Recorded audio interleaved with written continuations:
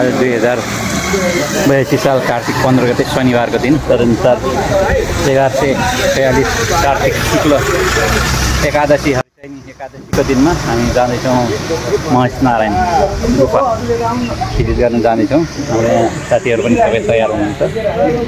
यो नारायण नगरपालिका वडा नम्बर 8 ले आयोजना गरेको हाम्रो यसमा जाँदैछौँ। यहाँ साथीहरू तयार हुनुहुन्छ गर्नलाई।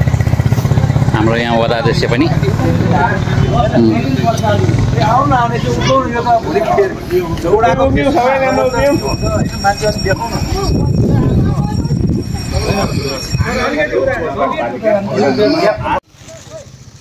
बाइक स्कुटीमा ठुलो खोलासम्म जाने भयो। अब हिँड्नेहरू हिँडेर गइसकेका छन्, हामी पनि हिँड्दैछौँ। यस्तै हो, पानी परिरहेछ। अब महेश नारायण मन्दिर वीर नारायण पनि भन्दो रहेछ। हाम्रो यो गोकुलजीको यो टर्निङ पोइन्टमा आइपुगेका छौँ। Turning point खाजाघर।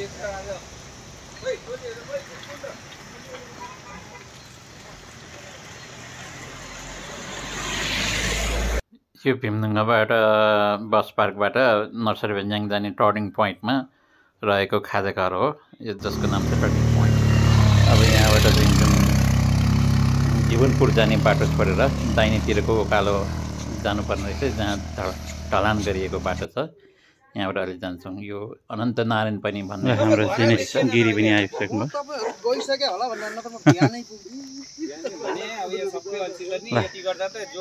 अब यताबाट फेरि हामी हिँड्दैछौँ। हामी यति त बल्ल बल्ल भइरहेछौँ। अनि लागौँ सर बिस्तारै।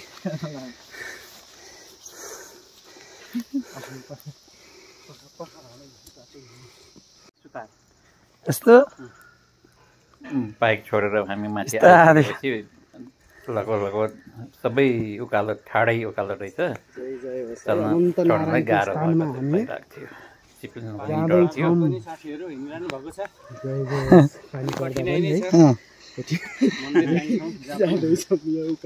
भगवानलाई साक्षात्कार गर्नु भनेको त सहिलो कुरा होइन नि। मङ्गलम भगवान विष्णु मङ्गलम गरुडध्वज अब आनन्दले सुत्यो भने एकछिन त के त्यो गर्मी महिना हुनुपर्छ क्या यहाँ आनन्द आएर सुत्नु। गर्मी महिना वैशाख जेठ के वैशाख जेठतिर भयो भने त यहाँ यस्तो मजाले आउँछ कि। होइन आज बाटो भने ठिक हो। यो चाहिँ राति 5 बजे यतिको हुनुपर्छ कि है।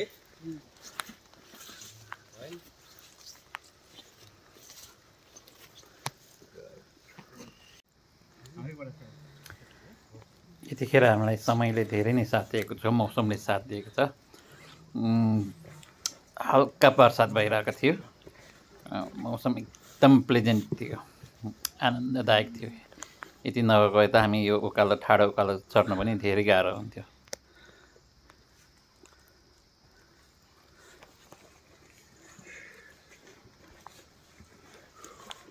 पानी पर्यो कि पसिना झर्या हो यो।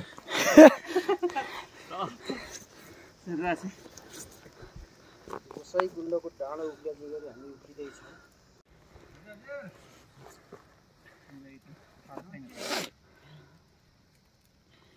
हामी त यहाँ महेश नारायण हिँड्दैछौँ माथि जानु।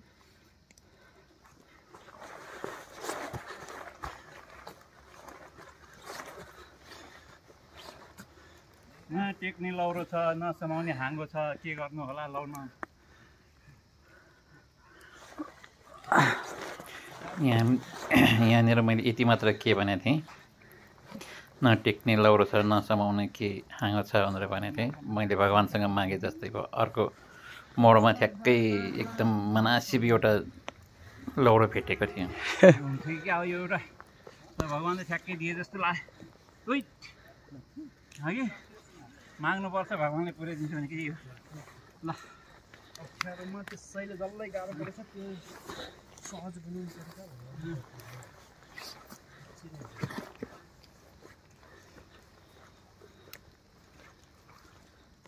भगवानसँग माग्नुपर्छ।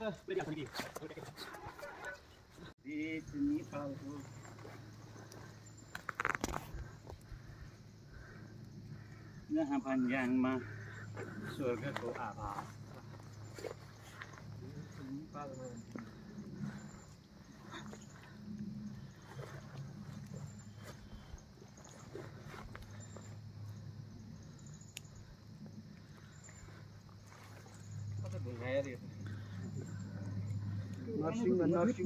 नरसिंहहरू यहाँबाट हेर्दा चाहिँ है मुसो गणेश भगवानजीको सवार पुरै मुसै है गणेश भगवानजीको सवार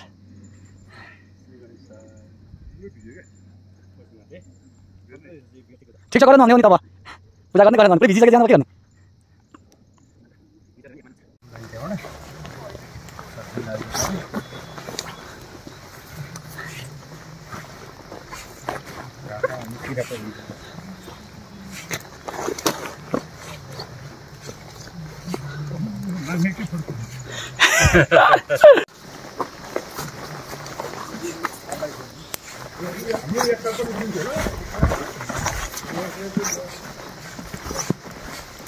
तेर्सो बाटो आउँदाखेरि अलिक सजिलो हुने रहेछ। आधी घन्टा त ठाडो बाटो हिँड्यो है असिन पसिन भइयो। तेर्सो चाहिँ अलिक मजा हाइकिङ गरे जस्तो हुने रहेछ। ल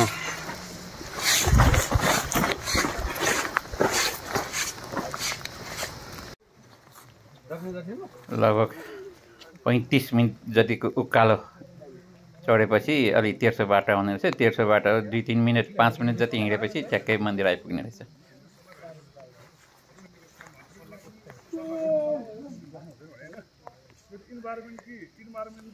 यतातिर साथीहरू भर्खर आइपुग्दैछन्।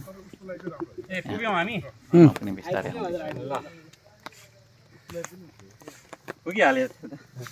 जोडीबुटी भन्नुभयो जोडीबुटी भन्ने अनि तपाईँलाई पनि यहाँ विषयमा केही थाहा छ कुनै जडीबुटी? ल यही हो हाम्रो अनन्त नारायण गुफा मन्दिरमा आइयो। तपाईँको पनि पहिलोचोटि आज होइन? हामी त बराबर आइरहनुहुन्छ नि। यो चाहिँ महेश नारायण मन्दिर। यहाँ चाहिँ नारायणको ऊ रहेछ। यहाँ बसेर हामी अलिअलि फोटोहरू खिच्छौँ। यो चाहिँ जडीबुटी हो। यो चाहिँ थुप धेरै बास आउने चाहिँ थुप बन्छ अरे। यसबाट जानकारी पाएँ। सम्पूर्ण भक्तजन की आउन नपाउने भक्तजन की बच्चामा आएको बारसार थिएन। राति लिएर त मादिबाले पूजा लाउनु हुन्छ। राति ल्याउँदा गुरु दौड भोलिपल्ट बिहान हेर्दा पो त काल लाग्दो भित्र चाहिँ कति चिजले लडेन भनेर त्यस्तो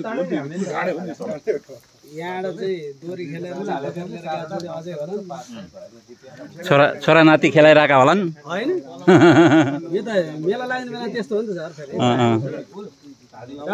डोरी भनौँ जसले जित्यो उसैले बोक्यो।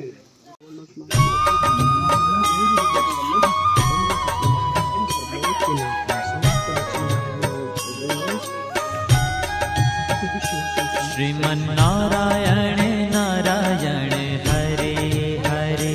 श्रीमन्नारायण नारायण हरे हरे। श्रीमन्नारायण नारायण हरे हरे।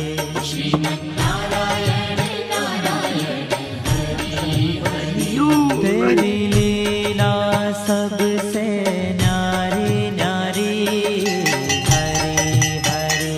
तेरी लीला सबसे न्यारी न्यारी हरे हरे। हाँ तेरी लीला सबसे। ल हामी अब यहाँ नारायण थानबाट अब म गुफातिर जाँदैछौँ होइन? यतै हो नि त गुफा? ल हाम्रो भिर नारायण भनेपछि यहाँ महादेवको दर्शन पूजा हुँदैछ। हाम्रो यो लगभग 30 मिटर जति भित्र खसेर आउनु पर्ने रहेछ। बाटो यस्तो छ, यस्तो बाटोबाट खसेर आएर 4 हात खुट्टा टेकेर दर्शन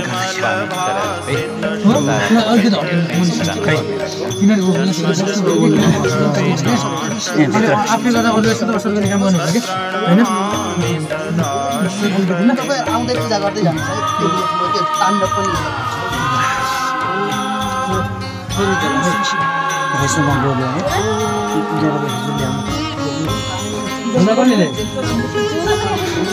Manis bayi छोडेर आयो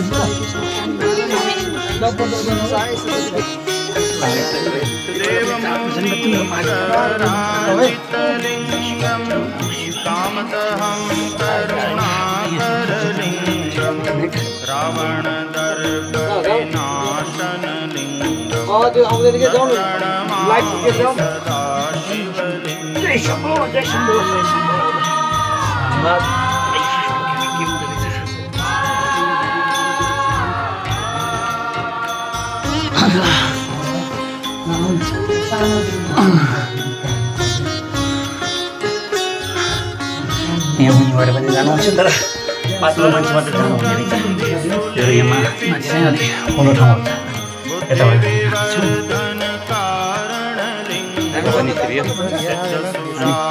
तपाईँले कस्तो अनुभव हो त?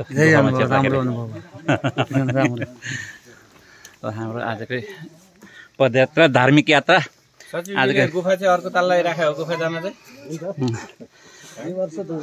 दोस्रो पदयात्रा पनि हाम्रो यहाँबाट टुङ्गिएको छ। हाम्रो सचिव सर त्यसपछि चाहिँ सजिलोसित वडा अध्यक्षज्यू